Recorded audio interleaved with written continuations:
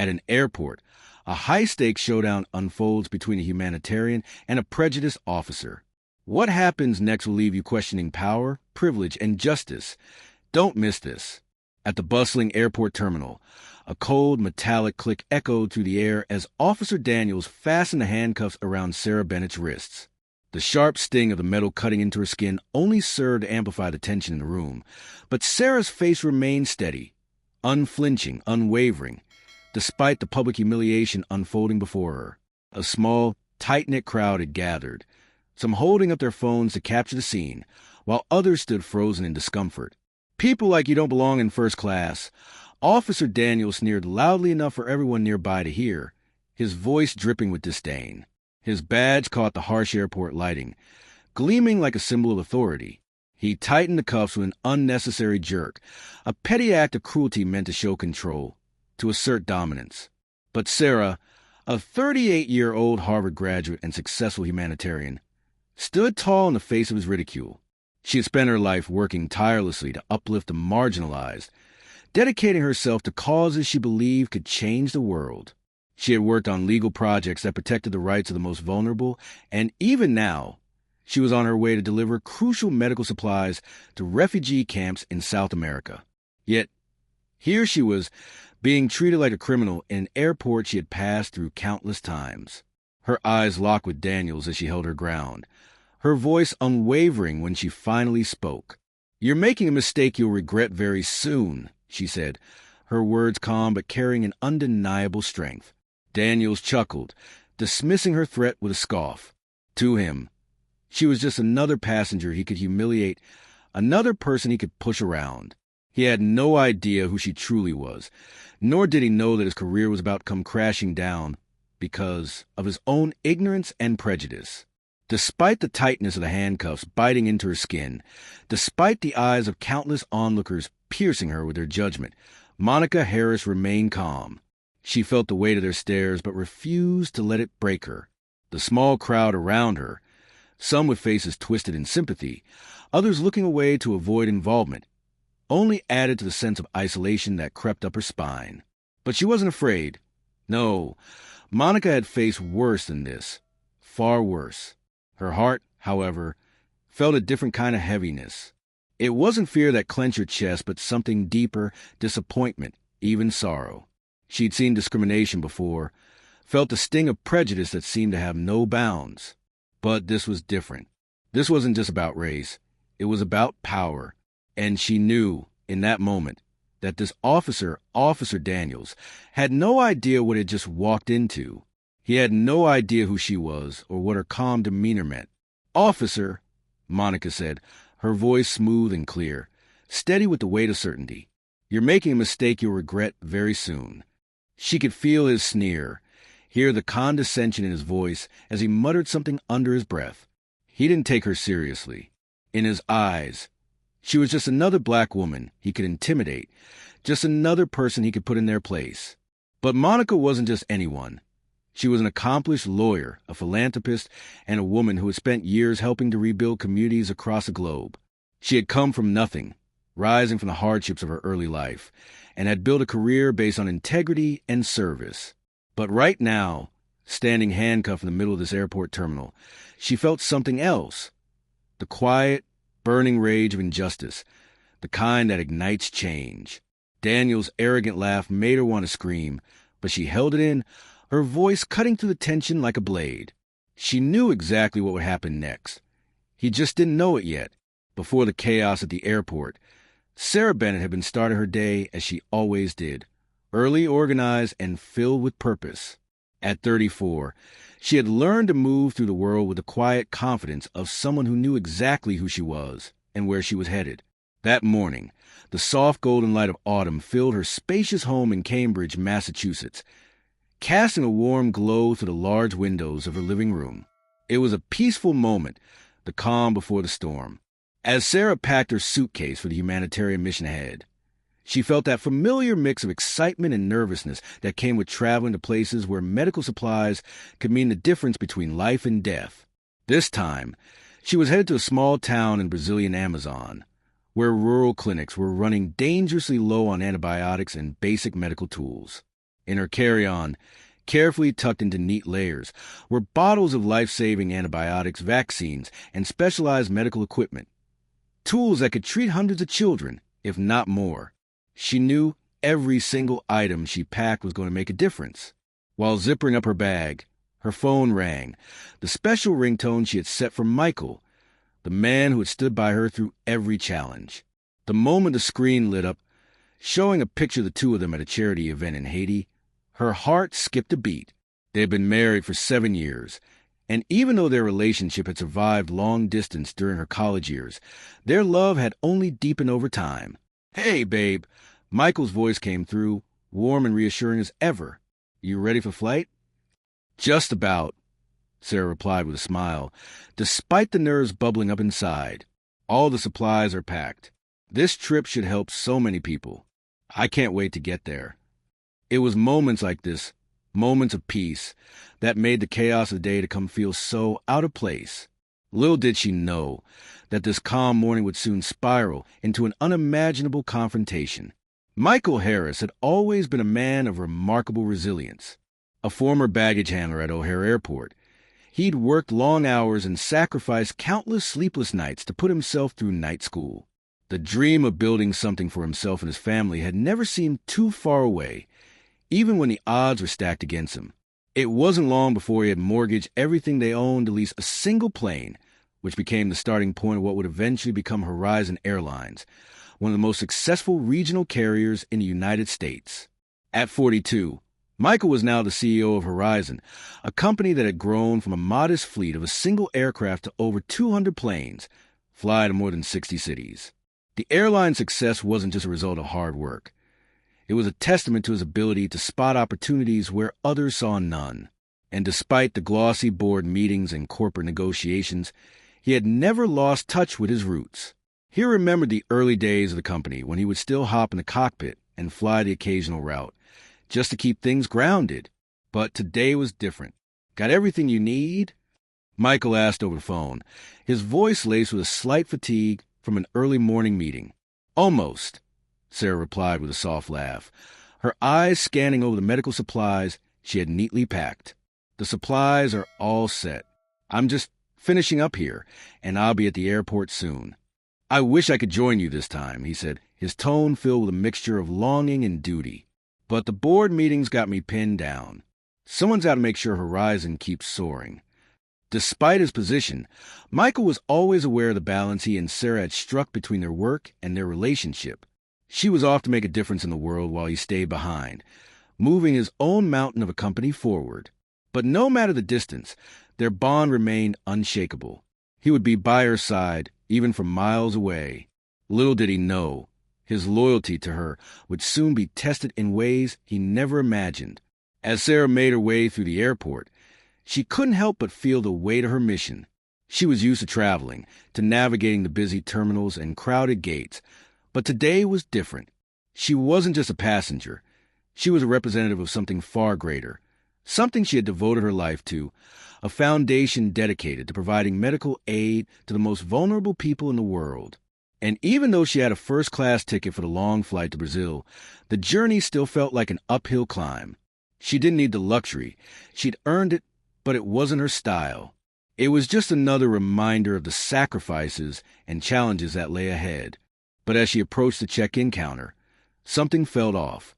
The agent glanced at her ticket, then back at her, uncertainty flickering in his eyes. Sarah wasn't sure what it was, a glance that lingered too long, a hesitation that didn't feel normal, but it made her uneasy. She smiled politely, hoping to ease any confusion. "First class to Rio?" she confirmed, offering him her boarding pass. The agent barely acknowledged her question, his gaze still fixed on the screen. "Yes, ma'am, but we'll need to double-check your details." She raised an eyebrow but said nothing, following his instructions to proceed toward security. There, Officer Grant stood, looking more like he was relishing his authority than doing his job. His posture was rigid, his gaze scanning the crowd with a sense of superiority. Sarah noticed him immediately, her heart rate picking up. She'd dealt with unspoken prejudices before, but today, something in the officer's demeanor made her nervous. The officer's sharp eyes locked onto her, his voice rising as he called out, "Priority screening for the white family. Right this way." When Sarah calmly asked for equal treatment, she saw the subtle flicker of annoyance cross his face. It wasn't long before the situation escalated into something much bigger than a simple security check. But Sarah wasn't intimidated. Instead, she steeled herself for what was to come, knowing that this was just another battle in a world that often made her fight twice as hard as anyone else. The air in the security area felt thick with tension as Officer Grant moved closer to Sarah. He clicked on a pair of blue latex gloves, deliberately slow, as if each motion was designed to assert control. The exaggerated slowness of the gesture, the way he stretched the gloves over his hands with deliberate care, was nothing short of theatrical. Sarah could feel the eyes of the crowd on her, their gazes heavy with a mix of curiosity, sympathy, and discomfort. It wasn't the first time she'd been subjected to this kind of treatment, being scrutinized simply for the color of her skin, but it was the first time it felt so public, so on display. "Open your bag," Officer Grant ordered, his voice laced with a false air of authority. Sarah didn't flinch. She simply did what was asked, opening her carry-on bag and pulling out the carefully packed medical supplies. She could feel the weight of the moment hanging in the air, the quiet judgment of those around her as they watched the interaction unfold. The subtle whispers from the crowd, the phone cameras being raised, made her feel as though she was a specimen under a microscope. Grant rifled through her belongings with an exaggerated sense of suspicion, pulling out bottles of antibiotics and vaccines, examining them as though they were contraband. First-class ticket, humanitarian work. Quite an interesting combination, he mused aloud, his voice just loud enough for those nearby to hear. Sarah's eyes narrowed slightly, but her expression remained composed. "Those are antibiotics for a medical clinic in the Amazon. We've partnered with the Williams Foundation to bring much-needed supplies to people who would otherwise go without. The documentation is in the folder," she said, holding up a folder of papers to back up her claim. He barely glanced at it, dismissing her explanation with a grunt. "Pretty expensive meds," he muttered, as though her ability to afford something so basic was a crime in itself. He stared at her as though she was somehow out of place, his gaze judging, his actions fueled by a bias so raw it practically dripped from his words. The implications were clear. He didn't believe someone like her belonged in this position, standing in this space, carrying this level of authority. The crowd shifted uncomfortably. Some passengers, having caught the whiff of injustice, looked at each other, but no one dared speak up. Sarah's patience, though, was beginning to thin. She wasn't going to let this slide. Not this time. The game had changed, and she was no longer just another passenger.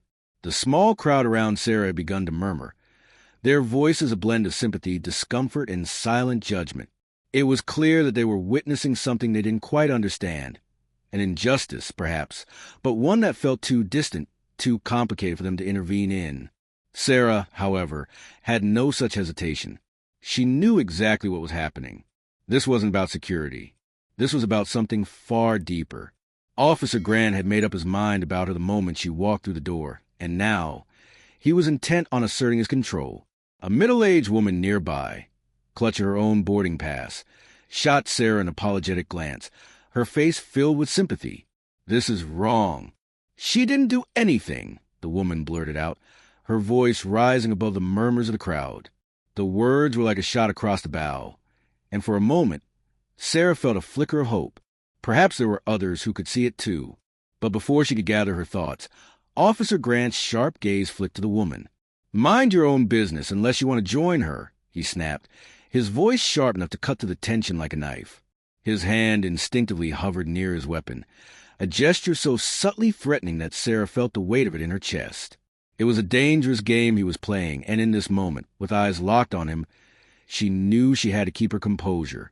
But it wasn't just a woman who had spoken up. Jamie Ortiz, a young customer service representative for Horizon Airlines, stood quietly in the background watching. Unlike the other airport employees, who had turned away or pretended not to see, Jamie was frozen. She had witnessed what had happened, and for a brief moment, her eyes met Sarah's. "It's all right," Sarah said, her voice steady but with an undercurrent of gratitude. Thank you for speaking up, but please, don't risk your job. This will be resolved soon.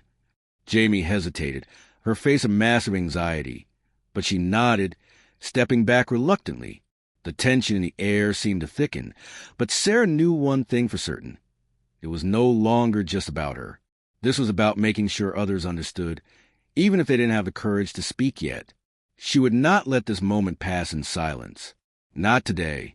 The scene inside the airport terminal shifted in the blink of an eye as the unmistakable figure of Michael Harris entered, his presence commanding the attention of everyone in the room. The crowd's murmurs died down, and even Officer Grant seemed to falter, his swagger briefly faltering as he recognized a man stepping through the door. Michael was not just any businessman. He was the CEO of Horizon Airlines, a man who had built his empire from the ground up with nothing but grit and determination. His influence was vast, his reputation known to every corner of the aviation world. At 45, Michael stood tall, his posture confident, his movements calculated. He wasn't the kind of man who needed to announce his power. It simply radiated from him. As he walked toward the security area, the whispers began to spread like wildfire. "That's him, the Horizon Airlines CEO," someone muttered, their voice laced with awe. Another passenger glanced over at Michael, recognition dawning in their eyes. The atmosphere in the terminal shifted from awkward tension to a palpable sense of expectation. Sarah, still standing handcuffed, couldn't help but feel a wave of relief wash over her. She knew what was coming. Her heart, which had been racing in the face of injustice, now beat with purpose. Michael had always been her rock, her partner both in life and in their shared mission to make a difference. This wasn't just a businessman stepping into a corporate dispute. This was her husband, and he was about to fix this. Officer Grant had no idea what was coming next. He was still too absorbed in his small victory, too arrogant to see the storm he had just stirred. Michael approached, his gaze locking with Officer Grant's. And for the first time since the altercation had started, the officer's confidence began to slip. The realization hit like a truck. He had made a catastrophic mistake. "Is there a problem here, officer?" Michael's voice was smooth, but there was no mistaking the edge beneath it. He wasn't asking. He was telling. The room went silent, all eyes on Michael, as the wheels of consequence began to turn. Michael Harris didn't have to raise his voice. His very presence spoke volumes. But when he spoke, his words were deliberate, each syllable cutting through the thick tension like a knife. "Is there a problem here, officer?" The question was an inquiry. It was a statement, a reminder that his position in this situation was not one to be challenged. Officer Grant stood frozen, caught in the headlights of a situation that had spiraled far beyond what he had anticipated. The crowd, which had been so nervous only moments before, seemed to hold its breath, sensing the shift in power. They all knew who Michael Harris was. His face was familiar to anyone who followed the airline industry. He wasn't just a CEO. He was a man who had built Horizon Airlines from a small regional carrier into a national powerhouse. But more than that, he was Sarah's husband, and she was someone who had spent her life fighting for others, never once backing down from injustice. They were a team, and they had both faced adversity head-on. Together, Officer Grant seemed to stammer, unable to find the right words to respond. His earlier confidence had evaporated, replaced by a realization that the very foundation of his actions was crumbling before him. Michael's calm, measured demeanor was a stark contrast to Grant's brash, knee-jerk reactions. "Did you think she was lying?" Michael's voice remained even, but it held an edge that no one in the room could ignore. "Did you think she wasn't telling the truth about her humanitarian work? About the donations for people who actually need them? What exactly made you think that?" The officer swallowed hard, his face pale, realizing that the carefully constructed narrative he had built up was now falling apart. He had made a grievous error, one that had put him on the wrong side of the story. The lesson in this moment was clear to everyone watching. No matter your position, no matter your power, integrity and fairness should always come first. Prejudice and assumptions, fueled by power, can only lead to one thing, an inevitable downfall. Officer Grant had thought his actions would go unnoticed, but in the end, it was his failure to recognize his own biases that would cost him far more than a single misstep. It would cost him his career. Michael's eyes never left the officer, the weight of the moment settling over them both. We'll be reviewing the security footage, and I'm certain there are plenty of witnesses who can attest to the truth of this situation. His words were a promise, not just to Officer Grant, but to the people watching, those who had been too afraid to speak up, those who now knew they had an ally. The situation had escalated quickly, and now the room felt like it was holding its collective breath, waiting for the inevitable consequences to unfold. Officer Grant had made his mistakes, and Michael Harris was making sure everyone knew it. As he stood there, unwavering in his resolve, the officer's face was a mix of shock and dread. He knew this wasn't just going to blow over. This wasn't a minor misunderstanding. It was a career-ending error, a violation of trust that couldn't be overlooked. Around them, the crowd had begun to disperse, but the whispers didn't stop. People exchanged looks, some of them quietly congratulating themselves for not letting the injustice slide, while others regretted not having spoken up sooner. Even Jamie Ortiz, the young Horizon Airlines employee who had nervously watched from the sidelines, now stood with a renewed sense of courage. She had been the first to speak out against the officer, risking her position in the process. And now, as Michael's presence loomed over the scene, she understood the power of standing up when it mattered most. As the situation continued to unfold, the lesson became unmistakable. Power and influence weren't just about money or status. They were about using one's position to do the right thing, to make sure that no one, no matter who they were, was made to feel small or insignificant. Officer Grant had thought his actions would be unnoticed, that his unchecked authority would silence any objections. But Sarah's calm dignity, Michael's quiet strength, and the support of those willing to speak up had turned the tide. In the end, Michael didn't raise his voice, and he didn't need to. His actions spoke louder than any words ever could. "We'll be reviewing the security footage," he said again, the finality in his tone leaving no room for doubt. "And we'll make sure this is addressed with the full transparency it deserves." The lesson was clear. Standing up for what's right wasn't just about confronting wrongdoers. It was about ensuring that the systems of power themselves reflected fairness, integrity, and respect for all. This wasn't just about one officer. It was about changing a system, one moment of courage at a time. And today, courage had won.